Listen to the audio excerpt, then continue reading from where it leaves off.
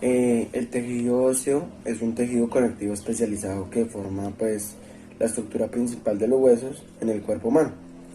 Este está compuesto principalmente por células óseas y matriz extracelular y sales minerales como el calcio, el fósforo, que le dan una rigidez y resistencia.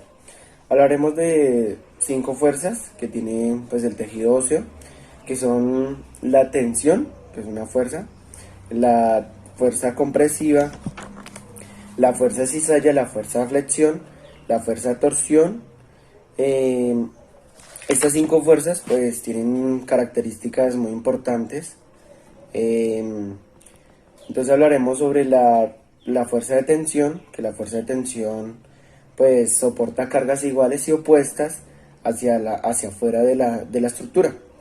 Un claro ejemplo pues tenemos cuando tenemos un caucho y lo estiramos y, y él se va como acortando, ¿sí? Desde el interior.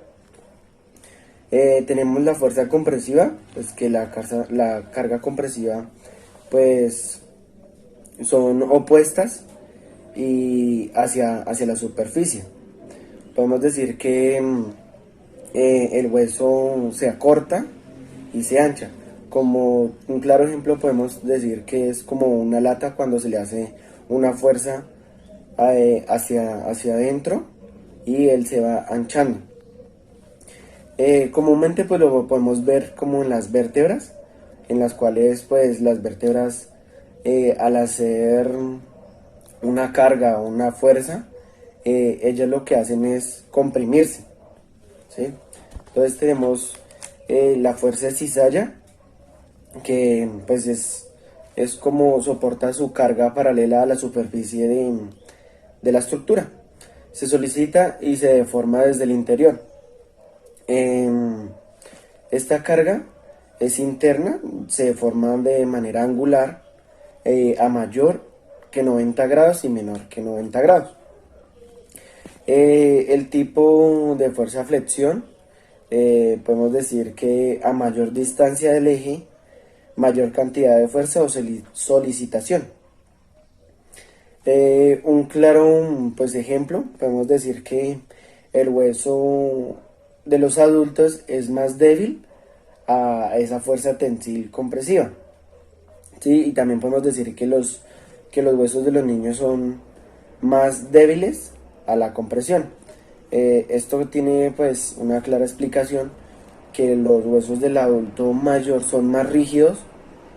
eh, son más fuertes, entonces no soportan como esa flexión y llega a un punto en donde se fractura. En cambio, el de los niños se puede decir que soporta esa flexión, pero no tanta carga, ¿sí? Tenemos la fuerza de torsión, ¿sí? Que en esta se genera pues un giro sobre el mismo eje y un torque. Eso quiere decir pues un claro ejemplo, que es como cuando tenemos una tuerca y le hacemos palanca con, un, con una herramienta que la cual gire, ¿sí? Bueno, ya pasando a esto tenemos características sobre el hueso, ¿sí? Que pues el hueso tiene 5 características muy importantes, que son pues es altamente irrigado, donde pues pasa la sangre, el oxígeno, es reservorio mineral, pues que en este caso son el calcio y el fósforo. Protección y unión, pues la protección es a los órganos, ¿sí? De cualquier pues impacto que pues se genere en este. Alta capacidad de adaptación, pues esto se refiere a las diferentes cargas que se puede adaptar el hueso.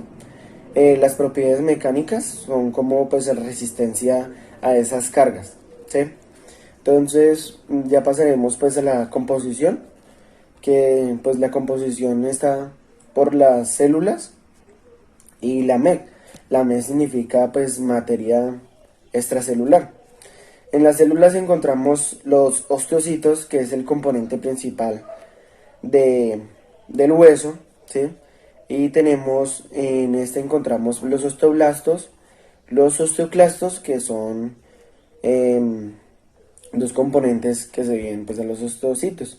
El osteoblasto son los que reforman y construyen al hueso, y los osteoclastos son los que desgradan y destruyen, ¿sí?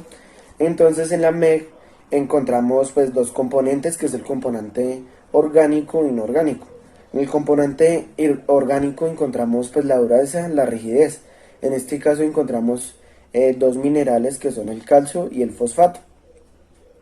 En el componente orgánico encontramos la elasticidad y la flexibilidad.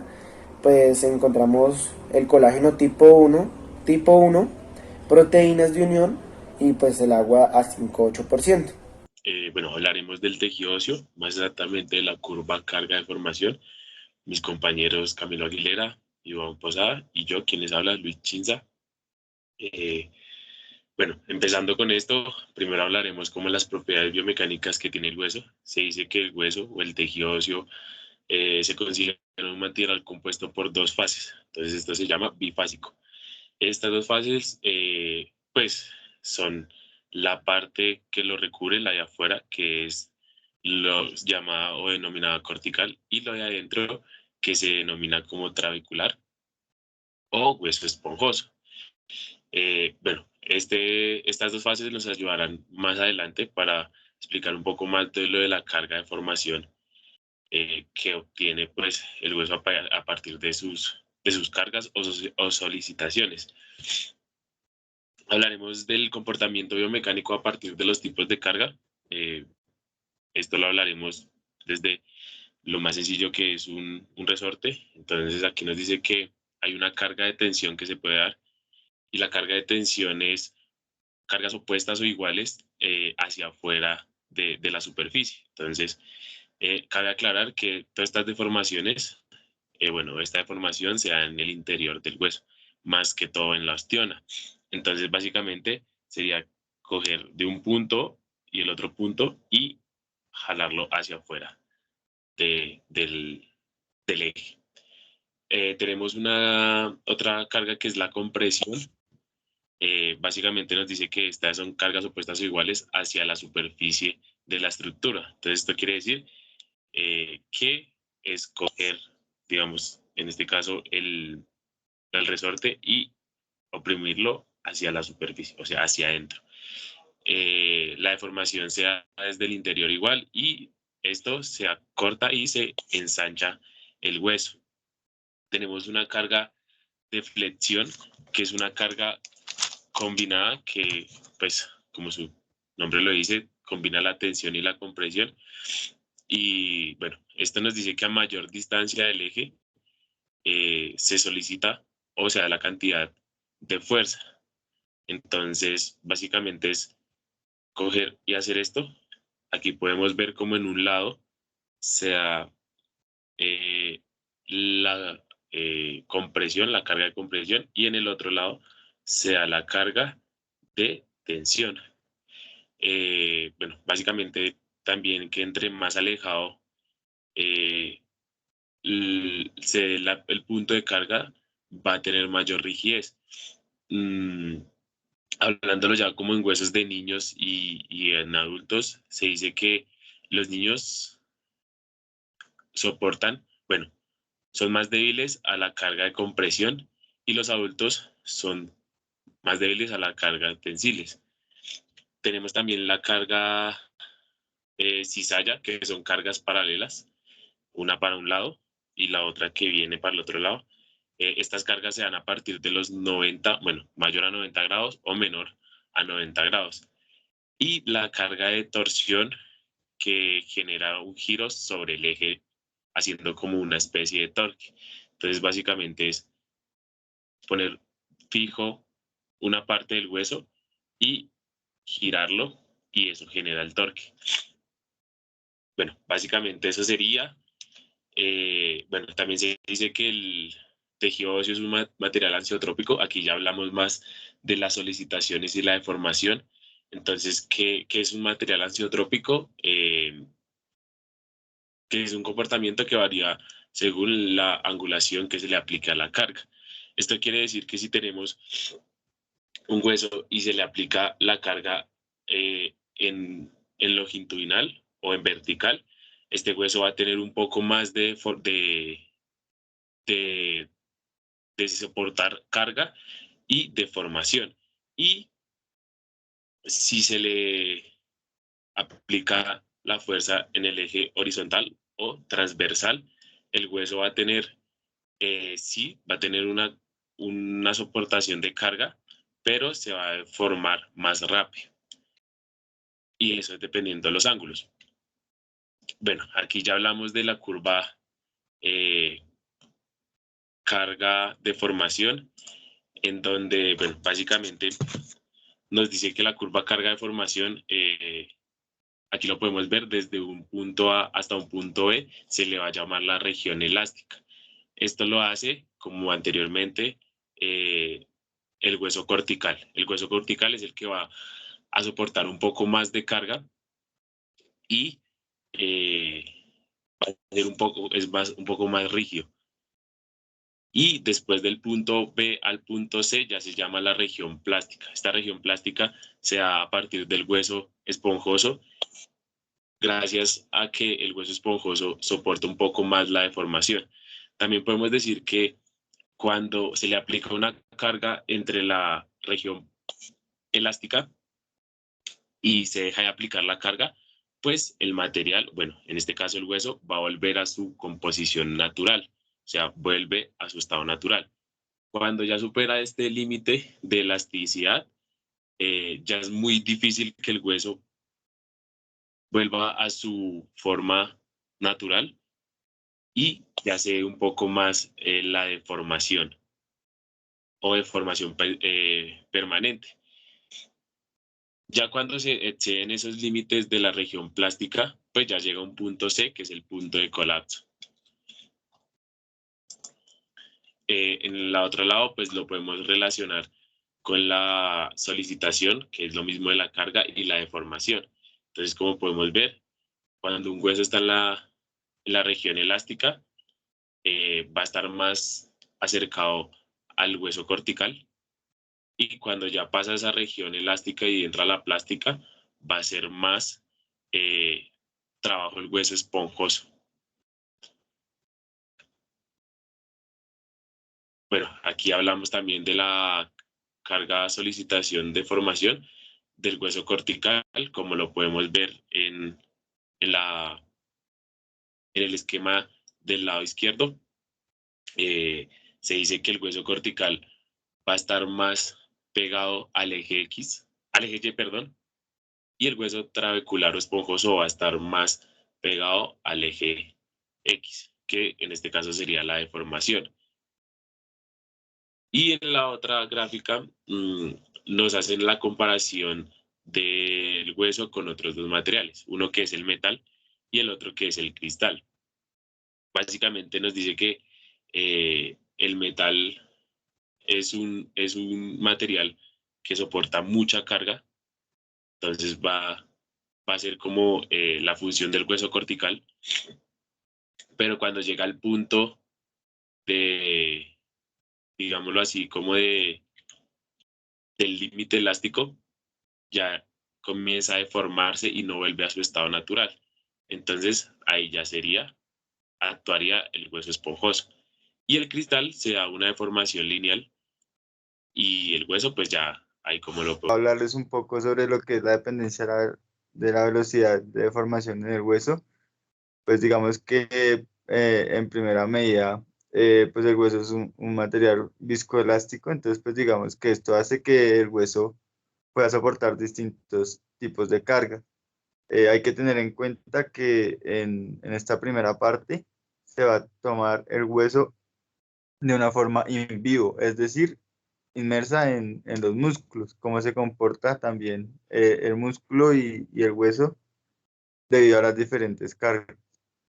Digamos que la velocidad de el hueso pues se ve afectada dependiendo pues de la carga que se esté aplicando y el tiempo de duración. Es decir, el hueso tiene una tasa de deformación entre 0,01 segundos a 0,03 segundos. Entonces, digamos que entre más prolongado sea el movimiento, es decir, si el movimiento es muy lento o se está estático, hay mayor riesgo de que pues, este hueso sufra una fractura. En cambio, si el movimiento siempre es, digamos, bastante movido, constante, sin tantas pausas, el hueso pues, va a tener una deformación más óptima para pues, su rendimiento. Entonces, lo que nos muestra el texto exactamente en las gráficas es como la solicitación pues, del hueso al momento pues, de dos movimientos similares, pero de diferente velocidad. Entonces, en primera instancia, vemos la solicitación de la carga tensil compresiva y en cizalla. Entonces, que es como con la rotación externa, pues que tiene que asumir el hueso y el músculo. Entonces, dice que la marcha dura de 1,4 metros por segundo. Entonces, como se ve, se tiene una gran solicitación que es bastante prolongada, teniendo pues un riesgo de fractura en el hueso. En cambio, en un trote, pues se va a ver que se tiene una gran solicitación, pero también esa solicitación que se le pide al hueso de la capacidad de deformidad, pues va a bajar de una forma exponencialmente. Aquí está el ejemplo con lo del trote y la marcha, pues según los movimientos.